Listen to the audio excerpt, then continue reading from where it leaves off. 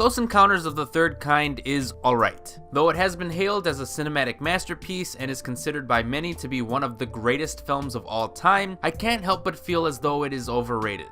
I won't deny that the film is brilliantly crafted. It features some gorgeous visuals, unforgettable music, fantastic direction, impressive special effects, and a memorable performance from Richard Dreyfuss. But the issues I have with Close Encounters don't come from the marvelous technical craft. My complaints about the movie come from something far less grand in scale.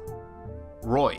When we first meet Roy, he already appears to be unhappy with his family. Though this may be the only scene where we get to see the family together before Roy starts experiencing his psychological breakdown, it's an important scene that shows us the family dynamic. We learn that Roy has a hard time relating to his kids and that he seems to have an unfulfilled relationship with his wife, Ronnie. Though it's unclear as to who is unhappier and why, it is made clear that Roy and Ronnie are, for some reason, unsatisfied. Roy then experiences his first close encounter and begins going crazy. He starts having visions and becomes fixated over what they may mean. These visions literally drive Roy mad, to the point in which he can't explain his own actions. His family obviously becomes worried and scared and are driven even further away from Roy because of his mysterious behavior.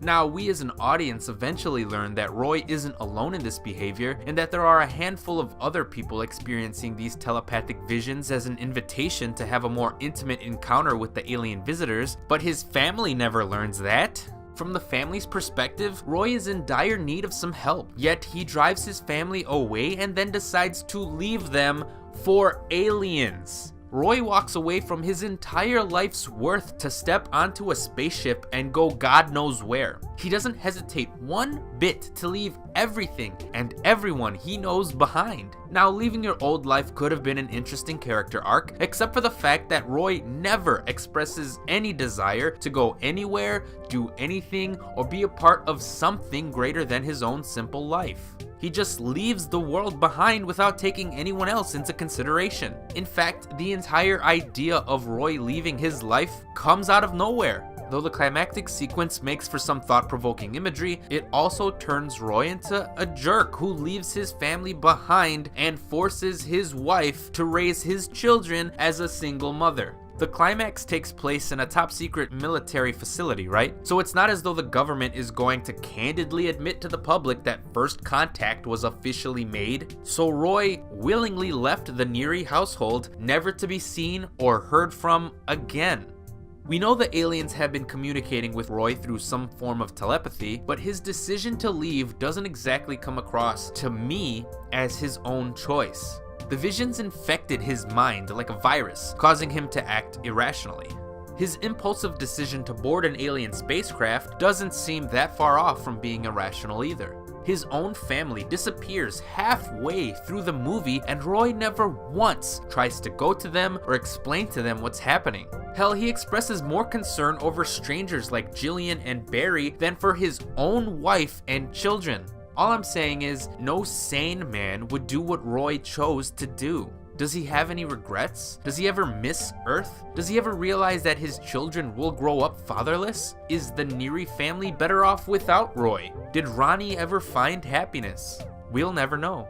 The tone of the climax suggests that we should be swept away by the awe of alien contact, and admittedly, it is easy to do so with all of the technical accomplishments. But what Close Encounters is essentially asking you to do is root for a man to leave and destroy his own family. Roy succumbs to his visions like a sickness, and that's a rather depressing thought. We literally watch an innocent man lose his own mind and essentially his own humanity, and we're supposed to be on board with it because of the movie's grand spectacle.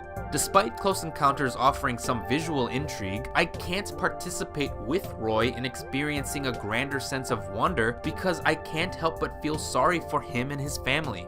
They never chose to be involved with these aliens, yet they were forced to be driven apart anyway.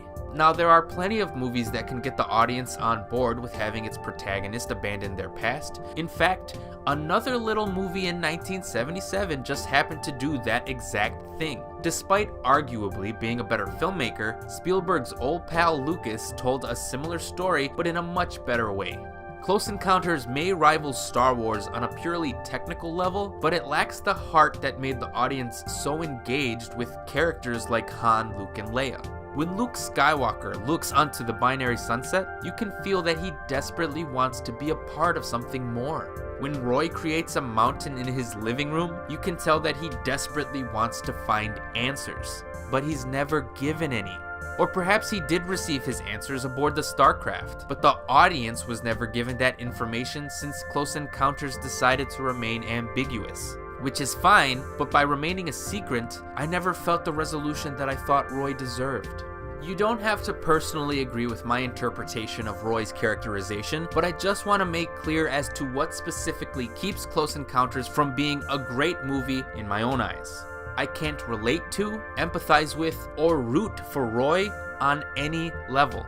The film opens up with and continually cuts back to a group of scientific researchers who try to uncover how a series of mysterious events relate back to the UFO sightings, and I can't help but wonder if I would have cared for Roy more if he were one of these characters instead. At least then, I could have gotten on board with his fascination with and sudden urge to join the aliens. Yes, Close Encounters is a marvel of cinematic presentation.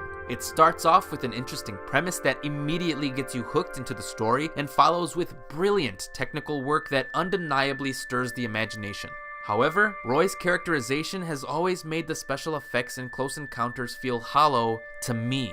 Though Spielberg eventually developed films that were best known for having heart, warmth, charm, and nostalgia, Close Encounters of the Third Kind always leaves me feeling cold.